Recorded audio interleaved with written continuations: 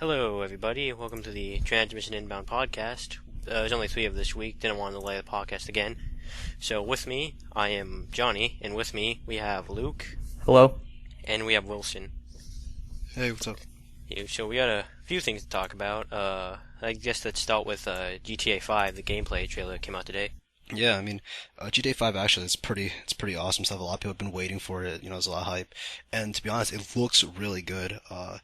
It follows the basic GTA format with everything. It's a sandbox, but what they're doing this time is they're introducing three main characters instead of one, and they're having that work as an actual mechanic. So during gameplay missions, you actually have the ability to switch between any of the three characters, which during missions is pretty awesome. They had a little trailer thing where, you're robbing a bank. You have one person who takes a hostage. One person, you can switch out to cover sniper fire. One person is driving the helicopter.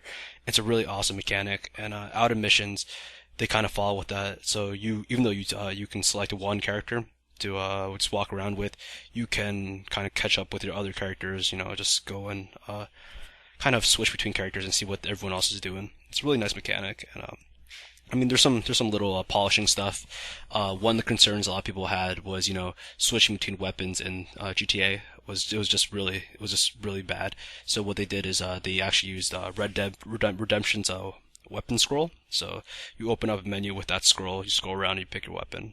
So besides that, it looks really nice, and they did tease GTA 5 Online actually, which is something that hasn't been done before, and it's gonna be really nice for co-op in the future.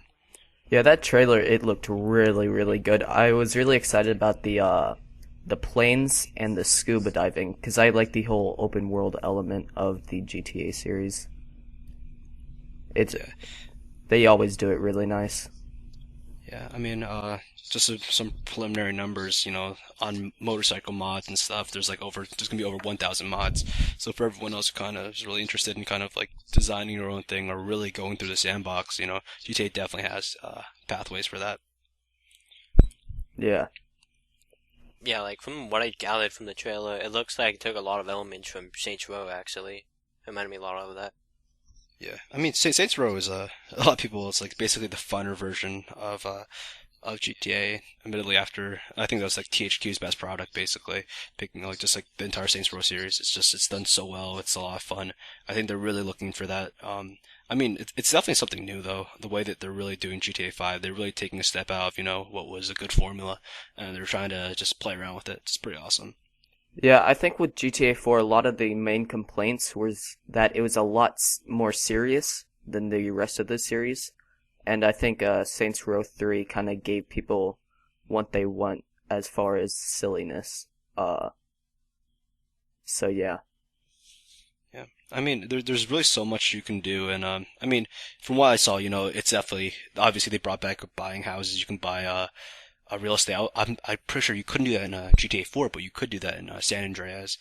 You could buy real estate in wherever, but I think it's like they're where they're taking place in GTA 5 is Southern California. So you could actually buy like pretty nice, you could buy houses there. You can do a lot of customization. I think that's what GTA is really known for, is the sandbox thing. And now, especially with online, they haven't released that teaser yet, that trailer for that yet, but it looks really good. I'm really excited for how huge the map is going to be because Red Dead Redemption was just huge, and apparently it's a lot bigger than that. So I'm going to be excited for that. Yeah, it's I think there's a picture somewhere. I don't know if I can find it right now, but I'll send it to you guys. But yeah, it's huge. They did a side by side comparison of Liberty City, San Andreas, and then they brought up what GTA 5 looks like, and it's huge. It's a large portion of it. But a big problem was, I remember in GTA 4, was that sometimes the map is a little too big. That's the main thing, is that sometimes what you just want to, like, let's say you're not doing like, story missions and you just want to play around. That's a lot of space, and sometimes it's, it's not that you run out of things to do, but there's just too many things to do and you really can't decide. So I don't know, you really have to play it out. I'm really interested in seeing like what they do with, collectibles, if the collectibles are better than, GTA 4's, cause that was notoriously bad. But yeah, What was Rockstar can do a lot with what it has. what was the collectibles on that? I remember shooting birds. Does that make sense? Yeah, it was pigeons, if I remember correctly. For GTA 4, the collectibles were pigeons, and I mean, my friends were talking about that, and they were like, "Well, this is really bad. Like, like it's so annoying to find all these things." So, I mean, besides that, I mean, I hope it's something really a lot better than that, at least. Yeah, I really like the Battle of Gay Tony. Uh, Yeah, I didn't really like the whole Nico storyline personally. I don't know why. I mean, that was kind of just the main plot, and I think they just wanted, to have a main character and have something you do, a lot of stuff you could do with it. But I mean, speaking of DLCs, GTA 5 is gonna get a lot of DLCs, as you saw with, Skyrim. Skyrim is a huge map, and they put out like a lot of DLCs for that, like Dawn Guard, and I'm not sure the other one is, but the one where like you can it allows you to customize your like a castle or a home.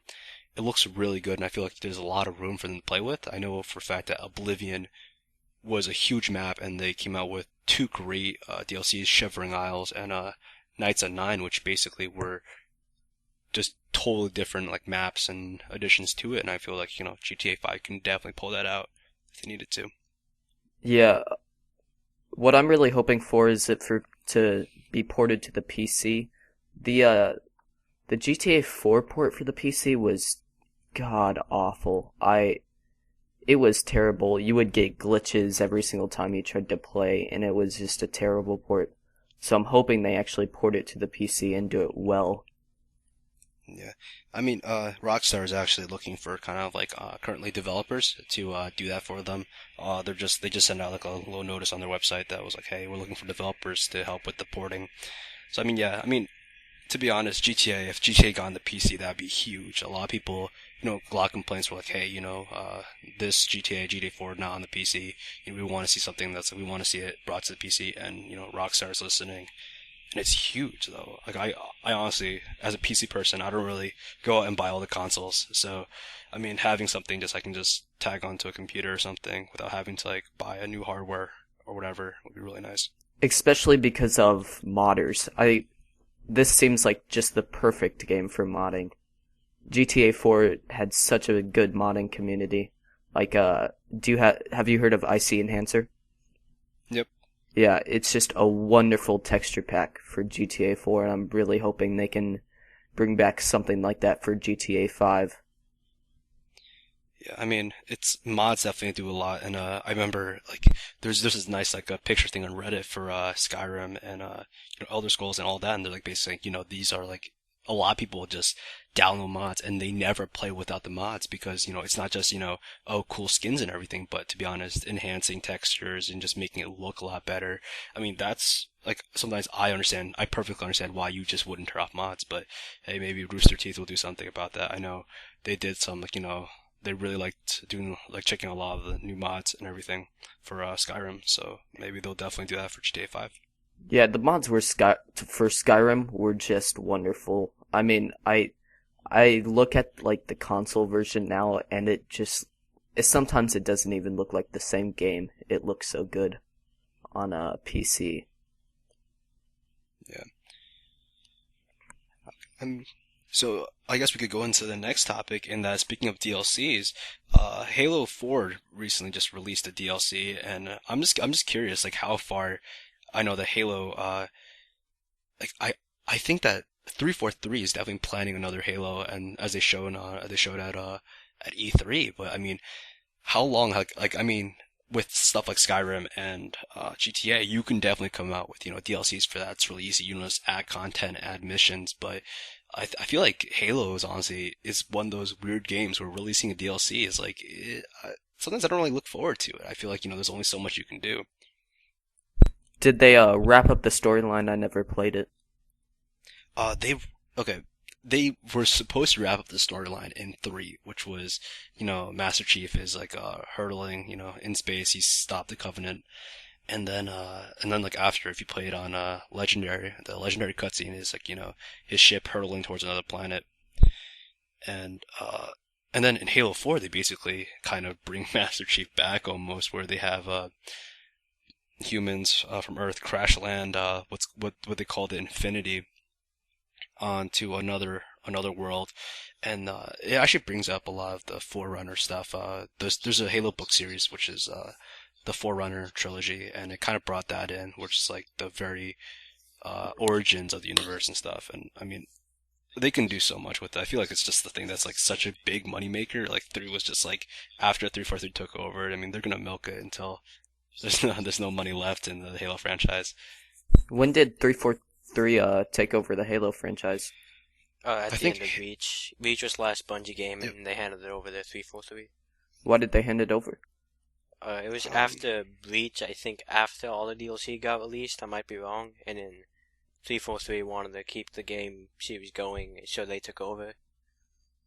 Oh, okay. 343 is a studio run by Microsoft actually, so it's kind of like a Microsoft sub studio. So, I mean, if Bungie probably was just like, yeah, we're done with it. I think they were like just yeah, we're done with the series. We put as much Halo as we wanted out, and 343 was, and Microsoft just obviously picked it up. I mean, they weren't going to drop such a successful title, but specifically, I guess in the DLC, you get the new map. Well, you get one new map, which is Vertigo, which looks pretty nice. I mean, they don't give you like a great look at it, but it looks pretty nice. It looks like a decent multiplayer map. They redid the pit from Halo 3, and they entitled it Pitfall, and it's a new map that they set up on Halo 4.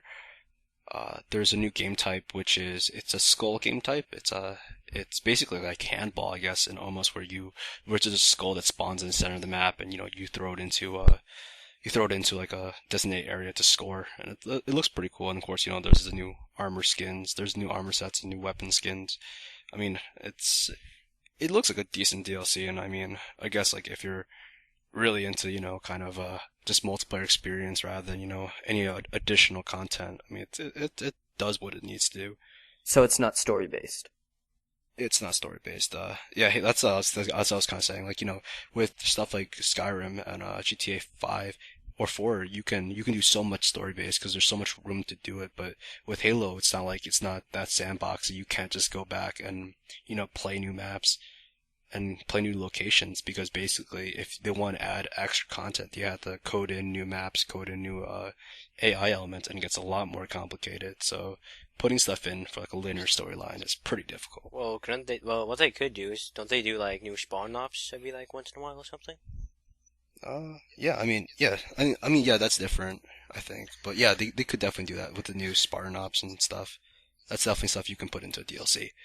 And I mean, I would look forward to it if they did that, actually. Because like with a game like Halo, because like the campaign, like people focus, like the people, I can't talk. Like people play it mostly for the multiplayer. It's like the bigger aspect of the game. So you like want to add on to like that aspect of the game, like adding new maps, new modes, whatever. Like Call of Duty does that, but like for example, like I'm gonna use like Black Ops 2. Like they release like multiplayer maps. And like a zombies map, which is kind of like a mini story within Call of Duty. Yeah, I mean, I feel like that's what you could do, but a lot of problems come out with that. With like, for example, EA. A lot of people, talk about EA being one of the least customer-friendly companies for gaming, and EA does this thing where like they tell you, oh yeah, by the way, this game is coming out for like in like next year, and at their E3 conference, they go, oh yeah, look, we came out with a DLC for this. Like that's the part that's kind of like irritating in a way with multiplayer maps.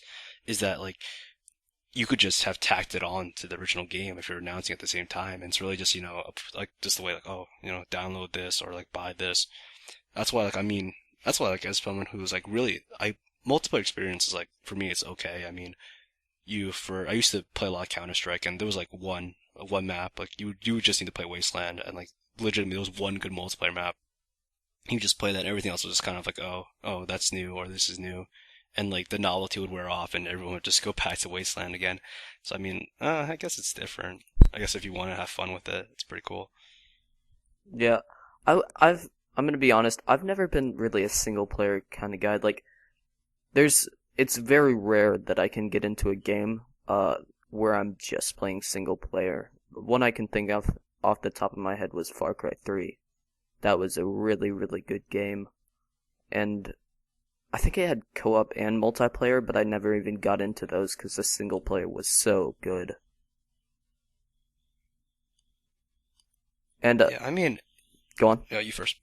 Oh, sorry. I mean, yeah, Far Cry 3 was a really good game and, everything like that. But I mean, I just feel like some games specifically market for, for single player, like Last of Us, for example, 100% like single player game. You could tack on like a multiplayer element to it and no one would play it, I guarantee it. It's just like some games are so good. Like Assassin's Creed, I think had one of the more successful elements, which is like Assassin's Creed, the franchise for the first two were like widely single player, and starting from the third one and now the fourth one, they've introduced multiplayer elements.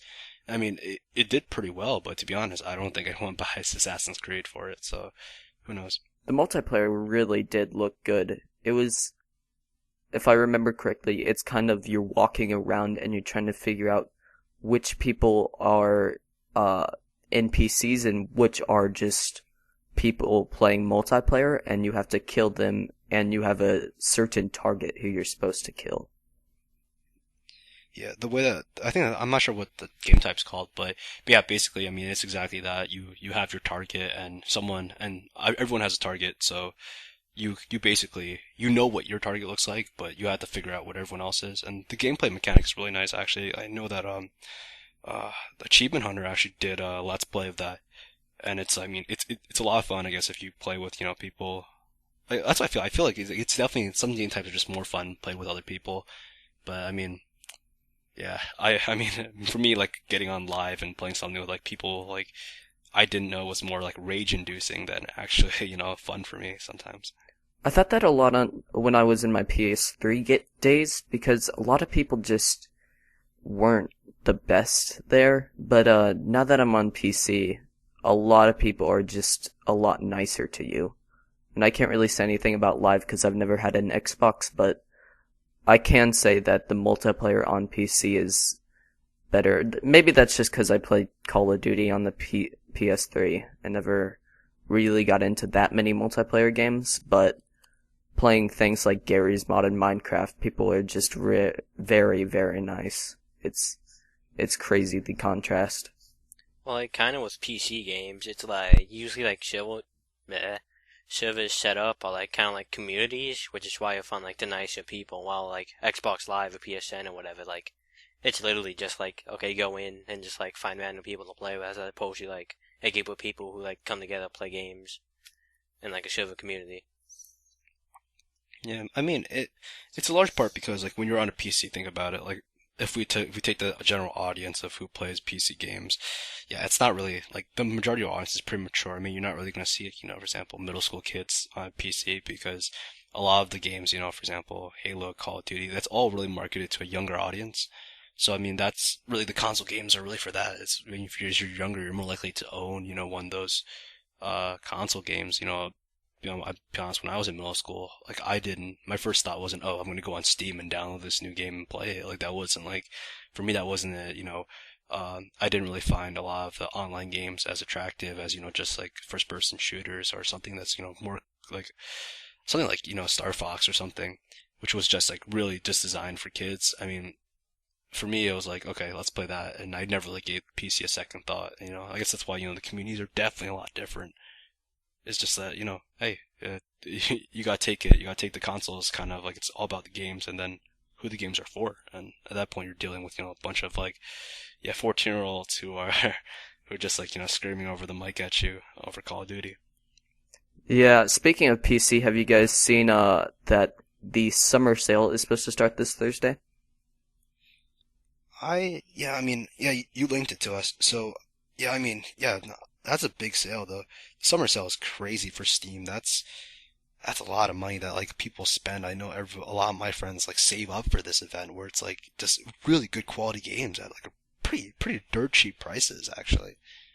Yeah, I'm really hoping to pick up games like Arma 3 or Hotline Miami is one I really want to. That game looks like a lot of fun. No, but it is really nice being on Steam just because of all the sales. That's one of the main reasons I switched to PC in the first place. It's just a lot cheaper once you have the PC to pick up games. I mean, when I was on console, I could get, maybe 3 games a year just because all the good games for console were like $60 unless you wanted to get an old one. So I just did that. Yeah, I mean, console games definitely are going to be a huge part of everything now because, yeah, I remember like I have friends in Australia telling me, oh, the prices on these games are ridiculous. But I mean, if you're on the internet, something, those games are pretty decent, are a lot better priced. I mean, yeah, plus all the sales that Steam really runs. I mean, I was picking up, I remember, I think it was like the week after Borderlands 2 came out, they had like a nice, 30%, 40% sale. And I mean, that's crazy, especially on like a really new game like that. And plus, the fact is, you don't have to own a hard copy. Everything's on your computer. Yeah, it's not even, if to be honest, it's not even like, oh, I downloaded it on one computer. If I need to get a new computer, I mean, it's a huge long process. Not really. I mean, you just need to have a Steam account and then you can just re-download that game onto another computer. I mean, it's pretty awesome in that mechanic. Yeah, I don't know. I think one of the main kind of complaints with PC a lot of people have is that with PC downloading, people don't really feel like they own the game. Um, but I feel like you do have a bit more security on the PC because, game discs can't be scratched or anything like that. If you're having a problem with it, you can just re-download it. Uh, so that's a I big mean, plus to me. yeah, I mean that goes back to the entire cloud and DRM stuff, which is that's I guess that's one reason why like for me as a person as a PC gamer, I didn't really find Microsoft DRM like online only like really that that irritating. I found that pretty like it's pretty awesome because all my games are online. If I lose an internet connection, I'm basically without gaming for a little while. So I mean, that's pretty awesome. I really enjoyed it. That's kind of like why I think games are going to go towards now. It's going to be more of a okay, all this is in the cloud, a lot of virtual or ownership rather than physical ownership. I feel like it's just so much easier. Like you just think about it, less shipping costs. You don't have to pay for shipping for games. You don't have to go to a store and just go wait in line. And online games rarely ever like the virtual games don't sell out. And I think that's one of the biggest points for me is that I used to go in like I wouldn't be able to get the head over to the midnight release. I wouldn't be able to do that for some games, and I would wait in line. I'd go in like the week after to pick something up, and it'd be sold out. And, that's a big deal because especially with like all your friends playing, especially if it's a big multiplayer game like Call of Duty, you know if you're going in for the multiplayer experience, you want to get in as soon as possible before everyone else prestiges and people it's not fun anymore because so many people are so much better at you at the game, and it's kind of like it's a long way. So I mean, that's pretty awesome actually. That's why I really like the virtual concept of ownership. Yeah, I can understand that. Another thing is that I really really like about PC is just how many like just the how many um I'm sorry, my mind's going blank. How many PCs download stores there are because there's like Green Man Gaming, Steam. If you want to get like a retail copy of a game for console, like there's maybe 3 or 4 choices in your area, and a lot of the times at least one of them like might be out of the game, especially if it's like a pre-order kind of game. Uh so that was one of my main problems with the console. It's that, well, I have the money for the game. It's just, how am I going to buy it? Yeah, I mean that's why for me I actually I was a huge supporter of the DRM and the always online stuff. I didn't see it as being so bad. I mean, people are like, oh, what about people who like overseas who won't have internet? And I'm like, well, if you really want to think about it, think about all the stuff that requires internet usage, like phones, like for example, a lot of smartphones now, in order to connect to Wi-Fi or whatever, you're going to need some place to play. And I mean, obviously, I feel for service people overseas. And I mean, it's really tough luck, and that's yeah, a large part. I mean, I understand, Microsoft kind of taking a step back and saying, okay, we shouldn't have always online, but it's a great idea. Like, the concept behind it, a lot of people didn't realize is that, basically, if you didn't own the game, for example, if like you have a friend who didn't own the game, that friend would actually be able to play with you because, it's, for example, you would have all the data for your game in the cloud, and it's kind of like what they did with the DS, where like if you didn't have a copy of the game, you would be able to download a temporary usage copy and you'd be able to play. So I feel that's a pretty awesome mechanic, and it's awesome. Yeah. So have you guys seen this new Cube World game that I was talking about? Kind of. I mean, I kind of looked into it a little bit, but I mean, that's obviously your expertise. I mean, I'm just looking up right now. It's a game, and apparently it's kind of Zelda, but with the art style of Minecraft, and it looks really really good. It so I guess it also has some elements from World of Warcraft and these kind of MMORPGs. I can't say that too fast. And it looks really, really fun. Unfortunately, it's in closed alpha right now, and it's very, very hard to get a copy of it, if I'm correct. And they're getting a ton of DDoS attacks, so that's a huge problem. Yeah. And actually, speaking of closed alphas, I'm just going to drop this right now. I did not know this, but as of 2 hours ago, Dota 2 has officially been launched, meaning the beta is over, which is going to be surprising news because that was a huge Steam product. Dota 2 is a MOBA, or massive online battle arena kind of game. It's really popular because it was free, but now that the beta is over, it's actually launched into real time, which is kind of weird because considering that I've been playing that, like I played that before on a completely free basis, but now, I can no longer play it free, and a lot of people are going to be turned off by the fact that they now have to spend like $10 on it. Was it not already released? They had it in a permanent beta almost, like they released it, like the concept for it, and like was way back, and they started releasing an open beta, which was based on invites. So I guess it was kind of semi-closed beta, but I mean everyone was getting invites. Like one person would get like an invite, and he'd get like 5 invites by the end of the month, and he would just send them out. And Dota or Valve would like repeatedly just say, "Oh, here's some more invites." So eventually everyone had it, and it was like a huge just free commodity, and no one thought, hey, like it's gonna be in forever beta, because what they kept doing was they kept on releasing new champs and new characters for the game, and it was like on a repeating basis. Like it was like for a good year, like, they were just, oh yeah, this game is just in beta forever, and everyone was like, oh, it's probably gonna be free forever. And now, as of 2 hours ago, they announced that Dota has officially launched, meaning that people are now got to pay to play for a little bit at least. So, I mean, that's pretty crazy. Wait, no, Dota 2 is a free-to-play game. It's actually now it's no longer a free to play game as of now. It was going for $10 a few hours back. I just Actually, looked right now. It's free-to-play. okay. I mean, my news might be bad, but yeah, hey, if it's free to play, that's good. That's a lot better than what I was fearing, which is having to pick up the game again. But yeah, I mean, it's a launch, which is crazy because it's been in beta forever. The way I got it is I just you could actually message these bots, and they had this script that ran, and whenever you chatted something to them, they would send you a copy of Dota. So I'm assuming that everybody who has a beta has unlimited copies to give. I mean, I'm just looking up the news. Yeah, I mean, most likely you guys are probably right, so I'm just gonna check it up a little bit. Hey, if it's free, it's great. I mean, that's really good. But I mean, hey, it's big news because it finally happened, as opposed to never happening. Who is that made by? I know it's published by Valve.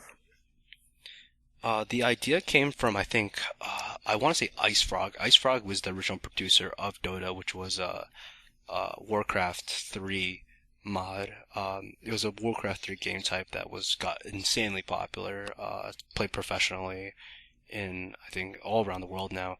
And the head person of that, Ice Frog, actually went to Valve, and he started producing in the works what was Dota 2 at the time. So I mean, yeah, I guess Ice Frog is one we want to credit for, but there's a huge staff behind him that I don't know their names off the top of my head. What kind of game is it? Because I've never even launched it. It's a massive online battle arena. I mean, basically it's like the Achievement Hunter did something with like League of Legends. It was called League of Legends, and they did something with Smite. It's a lot like that game type actually. League of Legends is the closest thing to Dota, actually. So I think the video is actually on Rooster Teeth somewhere. But it's basically, it's you control one character, one champ, particular champ with a set skill set, and you control that that one unit. You go and you attack these things, what they call creep, which are basically just NPC units, which push against tower objectives. And I mean, your goal is to get into the opponent's base and destroy like whatever important object is in there. So I mean, it's hard to explain, but I mean, their videos, I think Is it it's a bit. is it third person?